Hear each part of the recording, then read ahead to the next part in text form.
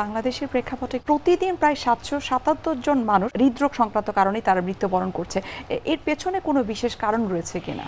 কারণগুলোর ভিতরে জন্মগত হৃদরোগের সংখ্যাও বাড়ছে এবং একোয়ার্ড হার্ট ডিজিজ, যেগুলো ইসকেমিক হার্ট ডিজিজ, বিশেষ করে করোনারি হৃদরোগ, এটার সংখ্যা দিনের পর দিন প্রচুর বেড়ে যাচ্ছে। এইটা আমাদের জন্য অ্যালার্মিং। এই দুইটা এডিটিভ হিসাবে রোগের আক্রান্ত হয়ে যাচ্ছে এবং মৃত্যুর দিকে ঝুঁকে যাচ্ছে। যখন গর্ভস্থ শিশু তার মায়ের গর্ভে থাকে তখন আসলে কি কি ধরনের কমপ্লিকেশনসের কারণে সেই বাচ্চাটির আসলে হৃদরোগ সংক্রান্ত সমস্যা হতে পারে? গর্ভাবস্থায় মায়ের ফার্স্ট ট্রাইমেস্টার, প্রথম 3 মাস, স্পেশালি 3 সপ্তাহ থেকে 8 সপ্তাহ গর্ভাবস্থায় মানবদের হার্ট তৈরি হয়।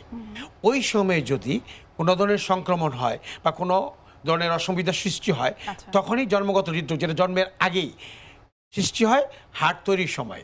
সেই সমস্ত কারণগুলোর ভিতরে স্পেশালি আমাদের দেশে মায়েদের দেখা যাচ্ছে তাদের ডায়াবেটিস আনকন্ট্রোল থাকে, প্রেশার আছে কিন্তু আনকন্ট্রোল প্রেশার, মায়েদের বেশি বয়স কনসিভ করা, এটা একটা কজ। আবার দেখা যাচ্ছে রুবেলা ভাইরাস, যেটা আরও বেশি কমন, রুবেলা ভাইরাল ইনফেকশন মায়েদের হয়েছে, ট্রিটমেন্ট হয়নি, এই ধরনের। আবার কোনো কোনো মা দেখা যাচ্ছে অতিরিক্ত ব্যথার ওষুধ খাচ্ছেন, ব্যথানাশক ওষুধ খাচ্ছেন, NSAID যে কোনো ধরনের ড্রাগ।